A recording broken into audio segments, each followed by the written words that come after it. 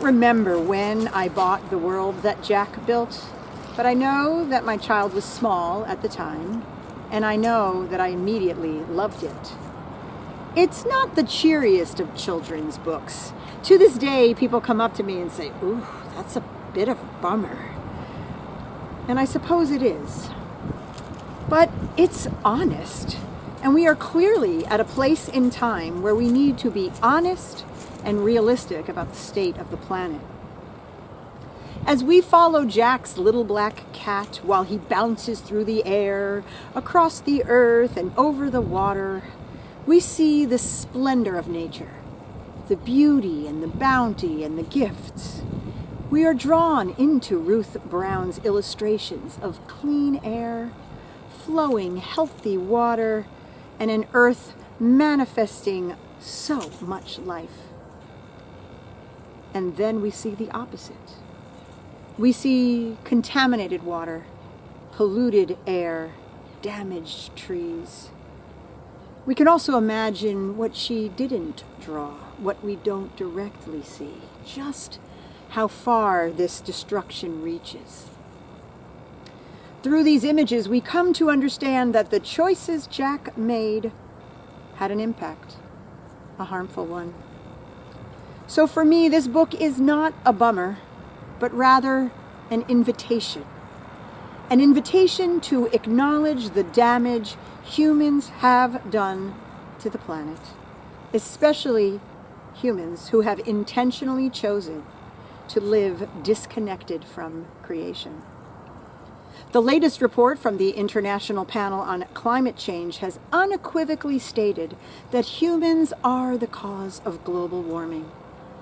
Thus, the time for debate or disengagement has passed, and we must now all turn to the spiritual and transformative sources that will guide us as we work to stop the progress of climate change and all its attendant effects, including extreme weather, rising sea levels, forced migration, habitat destruction, food deserts, and a sixth extinction.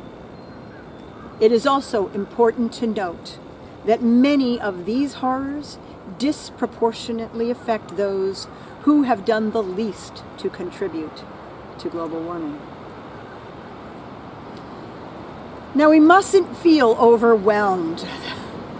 We are gathered here today, UUs around the country, maybe the world, as people who care. We are here to get grounded so we can stay ready for the work ahead of us. And we don't have to guess about what to do. Scientists and researchers have told us exactly what we need to do. We must decrease the amount of greenhouse gases going into the environment and increase our carbon sinks, which help to absorb carbon dioxide. So, simply, we must stop using fossil fuels.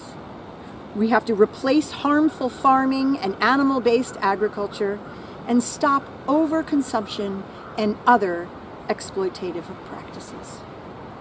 We must also plant trees, support local, sustainable, and seasonal agriculture, and use water and other resources more mindfully. Now, we can do all these things in some way on the personal and local level. Make changes that not only have an impact, but also model for our friends and neighbors a different way to live. And perhaps more importantly, we can all work together to change the oppressive, dehumanizing, and damaging capitalist system that has gotten us to this point.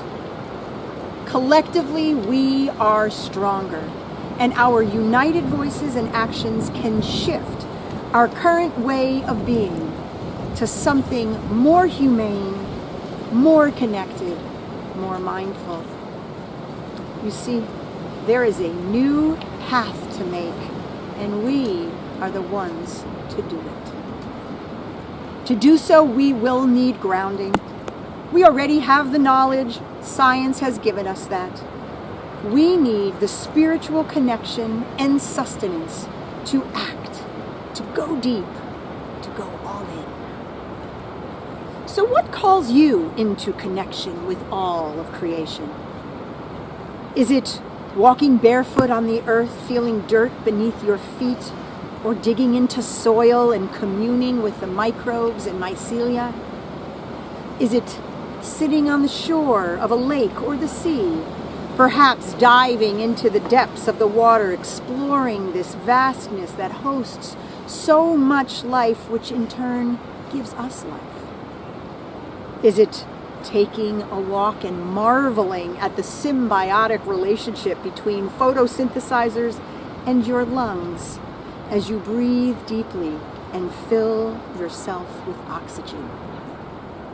Is it standing in front of a campfire, watching the flames spit as twigs get reduced to their elemental carbon, providing you with warmth and perspective? I am a firm believer that if we are going to care about the planet, we need to have a relationship with the planet. A relationship founded upon respect, reciprocity, and reverence. We need to understand that every living thing is made of the same elements: carbon, oxygen, hydrogen, and nitrogen. And that each of these four elements interact in wondrous ways to create the elements that Reverend Mariella and Sahar have invited us to explore: earth, water, fire, and air. We are all connected. I invite you to consider which of the meditations shared today speaks to your spirit. Which will guide you into your sacred activism? What practices will you add into your daily life that can heal you, that can replenish your body, mind, and spirit, that will feed your call to care for creation? I pray that each of us finds that which will give us strength, will guide us, and will sustain us. I pray that we all find a way to practice reverence for our Mother Earth. I pray that we find ourselves rooted and ready for the task at hand. I pray that we all feel called to live more simply so that others may simply live. May it be so.